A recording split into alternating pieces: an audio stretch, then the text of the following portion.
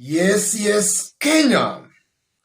Tamu sana, yes. Let's have a look at a very interesting story here. Governor Sakaja appeared before the UDA party disciplinary committee after he was accused of appointing ODM members at the expense of UDA members. If you go through that story, the disciplinary committee of the UDA party is in receipt of various complaints against your infidelity to the party by appointing members of the opposition ODM party at the expense of UDA, a party that sponsored your candidature. Njenga's letter reads, it continues, "You are hereby summoned before the UDA party disciplinary committee on Friday, December 23 at 9:30 a.m. Yes. So it is true, UDA party summoned Johnson Sakaja because he's deemed to be friendly to Azimio.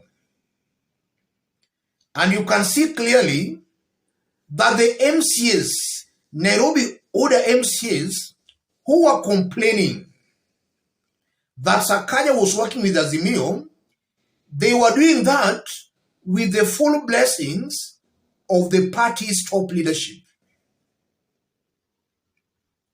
And it's also ironical that we are seeing Kenya Kwanza government telling Azimio leaders, especially governors, to work with the government.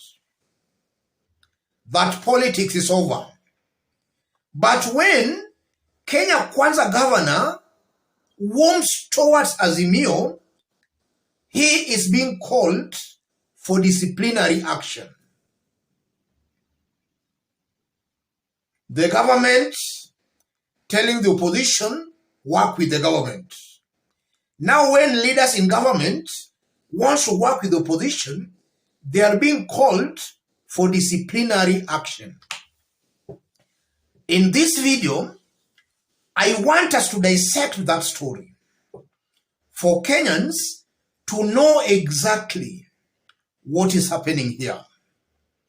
If you are watching us for the very first time, subscribe, give this video a like. Yes. The first thing coming out clearly, William Ruto's government is not interested in working with the opposition. All they want is to take advantage of some greedy opposition leaders to weaken the opposition for their own benefit as a government.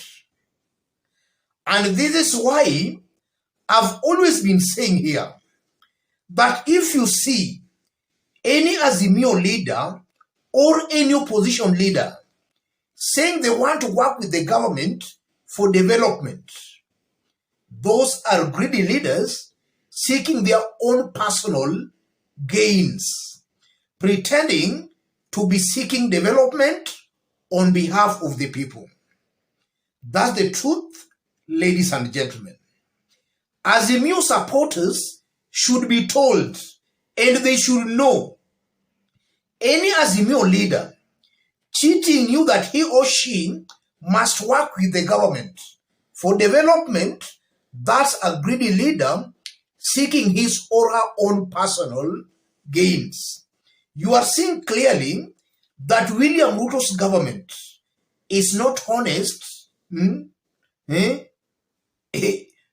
are not honest about working with the opposition. You are seeing Johnson Sakaja, who is deemed friendly to Azimio, friendly to opposition. He's being called for disciplinary action, a confirmation that this government is not interested in working with the opposition. They just want to take advantage of greedy opposition leaders. That's something coming out very clearly. Secondly, if you look at William Ruto's appointments, government appointments, it's a fact. A majority of the appointments goes to 2 regions.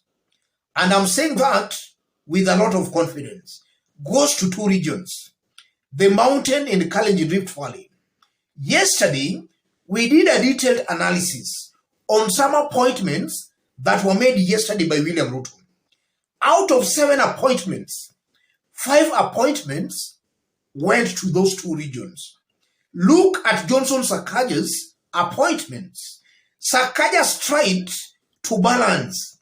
You will see Wafula, Otieno, Maina. You will see the face of Kenya in Sakaja's appointments. In William Ruto's appointments, it's a 2 ethnic community affair. So when Johnson Sakaja tries to do the right thing, they are calling him for disciplinary action. A confirmation that it's a principle that in Kenya Kwanza Alliance, they don't believe in anything inclusivity. They believe that this government and the benefits of the government should only go to 2 communities. That's why they are disturbing this senator, or rather this governor, who is coming out as a nationalist. From where I sit, I can only tell Governor Johnson Sakaja, and this is something I didn't even say in my yesterday's analysis. Remain firm and strong, Mr. Johnson Sakaja. Kenyans are behind you, and use this opportunity as Nairobi governor to build your political brand. Indeed, if you do the right thing, I can tell you, Mr. Governor, you have a very bright political future. Kenyans are yearning for brave leaders like you. Do the right thing. Don't be boxed into some ethnic and hatred politics. From that story again, I'm seeing clearly, ladies and gentlemen, where Rigathi Gachagua in this case, just some few days ago, Rigathi did attack Johnson Sakaja in public. And he was telling Sakaja that he should allow matatus to the CBD. If you look at things objectively, I'm tempted to believe that it was not even about the matatu issue. The problem with this government, the problem this government has with Sakaja, is that Sakaja is friendly to Azimio.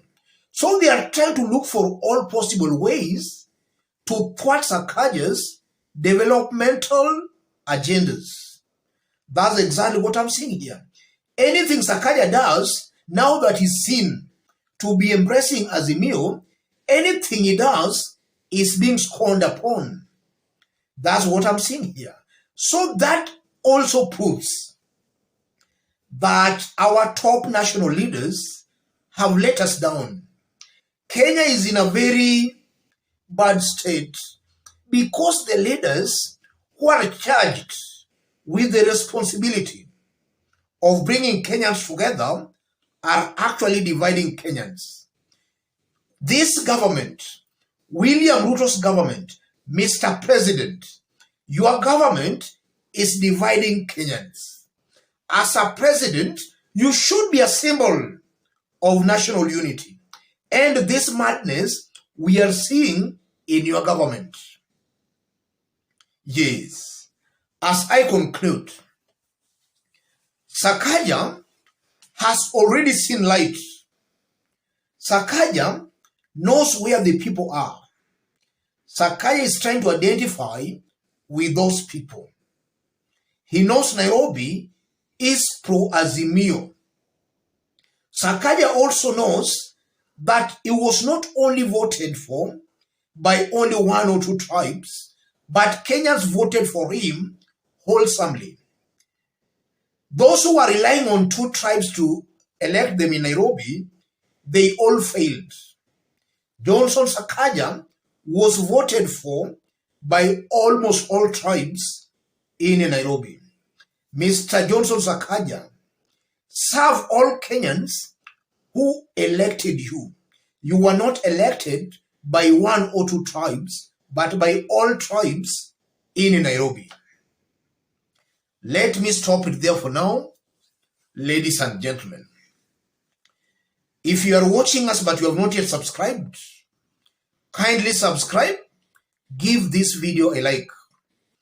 To our fans and subscribers here, I'm very much humble, very grateful for the kind of support you are giving me here. God bless you, God bless Kenya.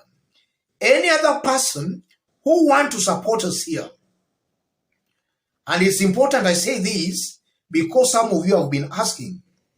I've pinned my number on the comment section.